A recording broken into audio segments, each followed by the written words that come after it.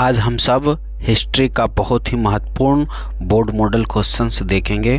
प्यारे बच्चों ध्यान से देखिए और फटाफट आंसर लगाएंगे। पहला प्रश्न है आपका, सिंधु सभ्यता को किस श्रेणी के अंतर्गत रखा गया है? ऐतिहासिक काल, आद्य ऐतिहासिक काल, पूर्व ऐतिहासिक काल या इनमें से कोई नहीं। तो इसका सही जवाब हो जाएगा आपका बी।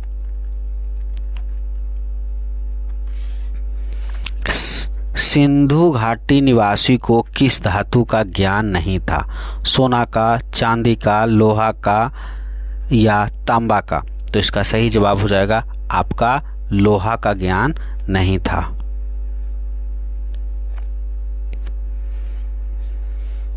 कालीबंगा स्थित है सिंध में, पंजाब में, राजस्थान में या बंगाल में? तो कालीबंगा स्थित है आपका राजस्थान में।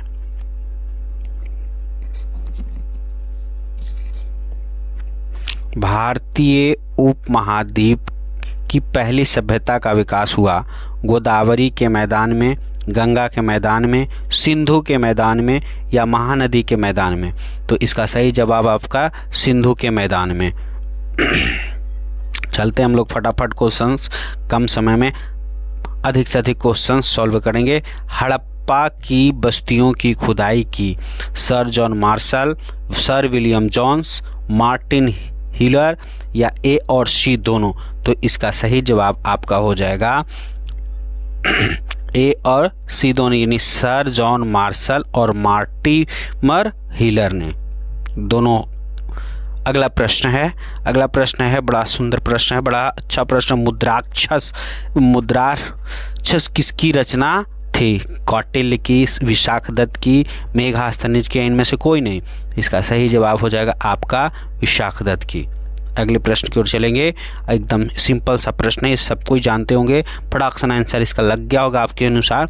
वेदों की संख्या कितनी है? 4, 5, 3, 8। तो वेदों की संख्या कितनी होती है? 4 होती है। अगला प्रश्न हम लोग देखेंगे, बहुत ही इंपॉर्टेंट प्रश्न है इतिहास का। अशोक किस वंश का शासक था? नंद वंश, मौर्य वंश, गुप्त वंश, चोल वंश? इसमें बहुत सारे विद्यार्थी इसका जवाब तुरंत जानते होंगे। तो इसका सही जवाब हो जाएगा बी, मौर्य वंश। अगला प्रश्न है, रजत तरंगिणी के लेखक कौन थे? पतंजलि, वानभट्ट, विशाखदत्त, कलहन? तो रजत तरंगिणी के लेखक आपका सही ऑप्शन कलहन हो जाएंगे। अगला है, पतंजलि के महाभाष्य से हमें जानकारी मिलती है गुप्त काल की, मौर्य काल की, मौर्य काल की या 3री शताब्दी ईसा पूर्व में? तो इसका सही जवाब हो जाएगा आपका पार्क मौर्य काल में।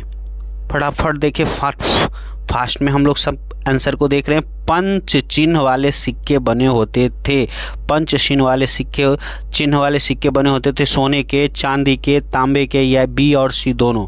तो इसका सही जवाब हो जाएगा आपका डी, चांदी और तांबे दोनों के बने होते थे पंच चिन्ह वाले सिक्के। महाभारत, अगला प्रश्न, महाभारत की रचना किस भाषा में हुई भाई? संस्कृत में, पाली में, प्राकृत में या हिंदी में? तो इसका सही जवाब आपका संस्कृत में महाभारत की रचना हुई है। अगले प्रश्न की ओर हम लोग चलेंगे। बहुत ही इंपॉर्टेंट प्रश्न है, महाभारत से ही संबंधित है। महाभारत में गंगा पुत्र के नाम से किसे जाना जाता है? शांतनु को, भीष्म को, दुर्योधन को, शकुनि को? तो महाभारत में गंगा पुत्र जो कहा जाता है आपका भीष्म को। महर्षि व्यास द्वारा उत्पन्न संतान कौन थी? पांडु, धृतराष्ट्र, विदुर या ये सभी? तो महर्षि व्यास द्वारा धृतराष्ट्र संबंधित थे।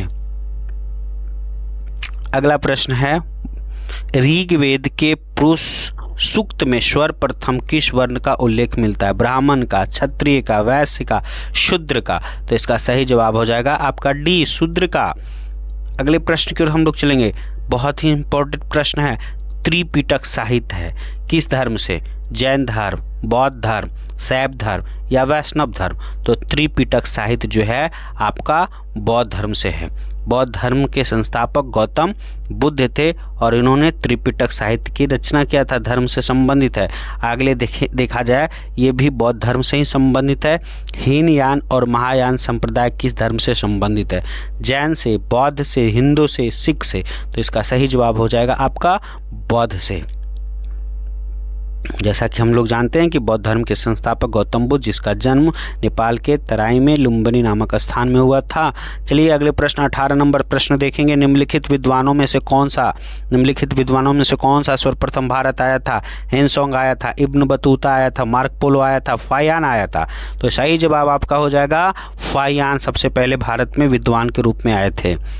अगला प्रश्न है महात्मा बुद्ध को महापरिनिर्वाण प्राप्त हुआ था, यानी उनकी मृत्यु हुई थी कहाँ? कपिलवस्तु में, पाटलिपुत्र में, कुशीनगर में या गया में? तो इसका सही जवाब हो जाएगा आपका सी, कुशीनगर उत्तर प्रदेश में पड़ता है, वहीं इनका महापरिनिर्वाण हुआ था। चलिए गौतम बुद्ध से महावीर से संबंधित प्रश्न आ रहा है।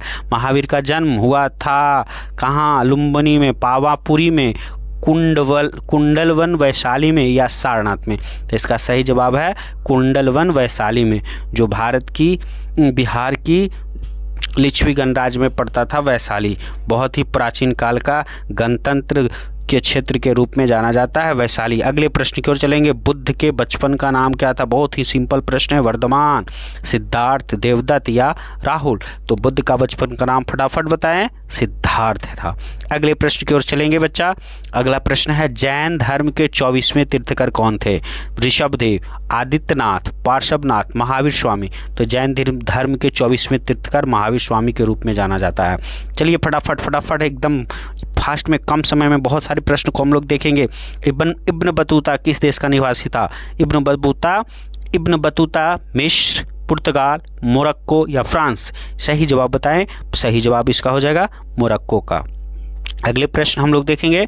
भारत की जिन 3 भाषाओं के ग्रंथों के अरबी भाषा में हुए अनुवाद से अल बरूनी परिचित था, वह थी क्या? कौन कौन सी भाषा? संस्कृत, पाली तथा प्राकृत, हिंदी, संस्कृत तथा तमिल, हिंदी, उर्दू तथा संस्कृत या संस्कृत, तेलुगु या मलयालम? तो इसका सही जवाब हो जाएगा आपका सी, हिंदी, उर्दू तथा संस्कृति। ये तीनों भाषाओं के अरबी भाषा में अल बरूनी परिचित थे। अगले प्रश्न की ओर चलेंगे। अगला प्रश्न है इब्न बतूता भारत को जिस शताब्दी से संबंधित माना जाता है वह थी 11वीं, 12वीं, 14वीं, 13वीं? तो सही जवाब हो जाएगा इसका आपका 14वीं शताब्दी से। अगले प्रश्न की ओर हम लोग चलेंगे। अगला प्रश्न है बहुत ही सुंदर प्रश्न है इतिहास का। किताब उर रिहाल में किसका यात्रा वृत्त का वर्णन मिलता है? अल बरूनी का, अब्दुल रज्जाक का, इब्न बतूता का या वर्नियर का? तो इसका सही जवाब हो जाएगा प्यारे बच्चे सी, इब्न बतूता का। अगले प्रश्न की ओर चलेंगे। बहुत ही सुंदर यात्रियों का राजकुमार किसे कहा जाता है? कितना सुंदर प्रश्न है। यात्रियों का राजकुमार फाहियान को कहा जाता है, हेनसोंग को कहा जाता है, अल बरूनी को कहा जाता है, इब्न बतूता को कहा जाता है? तो इसका सही जवाब हो जाएगा आपका बी, हेनसोंग को कहा जाता है यात्रियों का राजकुमार। अगले प्रश्न की ओर चलेंगे हम लोग, फटाफट देखेंगे कम समय में। उत्तर भारत में किस भक्ति आंदोलन का आरंभ किस संत ने किया था?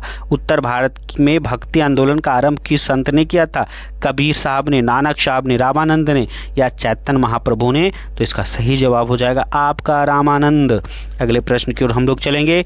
जगन्नाथ अर्थात दुनिया का नाथ भगवान का शाब्दिक अर्थ क्या होता है? जगन्नाथ का शाब्दिक अर्थ का संपूर्ण विश्व का स्वामी, विष्णु एवं शिव का अवतार, सभी का हितैषी या इनमें से कोई नहीं? तो जगन्नाथ का शाब्दिक अर्थ होता है संपूर्ण विश्व का स्वामी। हम लोग जानते हैं जगन्नाथ मंदिर जो है पूरी ओडिशा में है। अगले प्रश्न की ओर चलेंगे। निजामुद्दीन औलिया किस सूफी सिलसिले से संबंधित है? चिश्ती से, सुहारवादी से, कादिरी से या इनमें से कोई नहीं? तो इसका सही जवाब हो जाएगा आपको चिश्ती से। चलिए अगले प्रश्न की ओर। बहुत ही सिंपल सा प्रश्न है, अच्छा प्रश्न है। कबीर के शिष्य थे कौन भाई? रामानुज थे, नानक थे, रामानंद थे या शंकराचार्य थे? तो कबीर के शिष्य कौन थे? तो कबीर के शिष्य रामानंद थे। प्यारे बच्चों, अगले प्रश्न की ओर हम लोग चलेंगे। बहुत ही सिंपल सा प्रश्न है, इन निम्न में से महिला रहस्यवादी संत थी। रहस्यवादी संत थी अंडाल, कराइकल, रबिया या मीराबाई? तो महिला रहस्यवादी संत जो है वो आपकी रबिया के नाम से जानी जाती थी। अगला प्रश्न है, अगला प्रश्न मुगल काल से है, मुगल काल से ही है। औरंगजेब का संबंध किस सूफी सिलसिले से था? चिश्ती से, सुहारवार्दी से, कादरी से या नक्शबंद से? तो इसका सही जवाब हो जाएगा डी, नक्शबंद से। ये थोड़ा सा डीपली क्वेश्चन था। अगला बहुत ही सिंपल क्वेश्चन है, 2.5 दिन का झोपड़ा का निर्माण किसने करवाया था? निकोली कांटी ने, अब्दुल रज्जाक ने, कुतुबुद्दीन ऐबक ने या बलबन ने? तो इसका सही जवाब आप लोग जानते होंगे, कुतुबुद्दीन ऐबक ने हमारे 2.5 दिन का झोपड़ा का निर्माण करवाया था। अगले प्रश्न की ओर चलेंगे। विजयनगर की स्थापना के समय दिल्ली का सुल्तान कौन था? विजयनगर स्थापना के समय दिल्ली का सुल्तान कौन था? मोहम्मद बिन तुगलक, बलबन, अलाउद्दीन खिलजी या फिरोज शाह तुगलक? तो इसका सही जवाब आपका हो जाएगा मोहम्मद बिन तुगलक विजयनगर साम्राज्य के दिल्ली सुल्तान थे। अगले प्रश्न की ओर चलेंगे। अगला प्रश्न है, बड़ा ही सुंदर प्रश्न है, बड़ा इजी प्रश्न है। विजयनगर पर शासन करने वाला प्रथम राजवंश था। इतिहास का महत्वपूर्ण प्रश्न है। विजयनगर पर शासन करने वाला प्रथम राजवंश था सुलभ वंश, कण्व वंश, संगम वंश या अरविंद राजवंश? तो इसका सही जवाब आप सब समझ गए होंगे, संगम वंश से था। अगले प्रश्न की ओर चलेंगे। अगला प्रश्न है, मान्यता अनुसार अमर शब्द का अभिवार्य संस्कृत के किस शब्द से हुआ है? तो मगर से हुआ है, शमर से हुआ है, कमर से हुआ है, रकम से हुआ है? तो इसका सही जवाब आपका 20 समर से हो जाएगा। अगले प्रश्न की ओर चलेंगे। कम समय में इतिहास के बहुत महत्वपूर्ण प्रश्न को हम लोग देख रहे हैं। फारस के शासक द्वारा अब्दुल रज्जाक को कालीकट के जिस शताब्दी में भेजा गया था वह कौन सी शताब्दी थी भाई?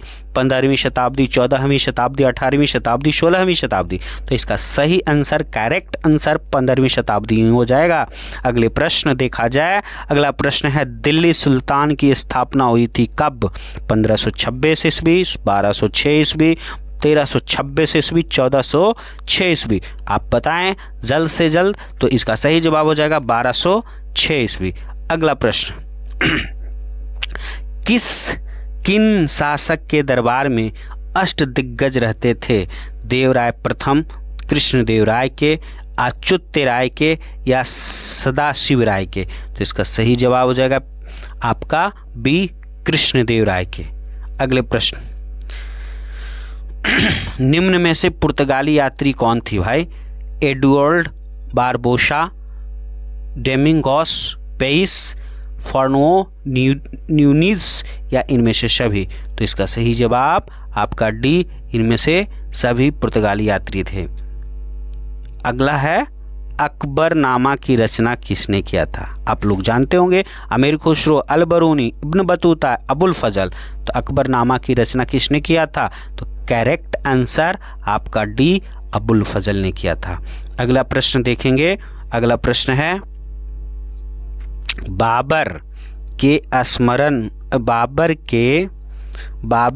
स्मरणों का मूलतः सही नाम एवं भाषा ठीक है आपको तुज्क-ए-बाबरी एवं तुर्की, तारीख़े हिंदुस्तान एवं हिंदवी या बाबरनामा तथा फारसी या तारीख़े बाबर शाही तथा उर्दू? ध्यान से देखें, इसका सही आंसर हो जाएगा तुज्क-ए-बाबरी एवं तुर्की। और आज का अंतिम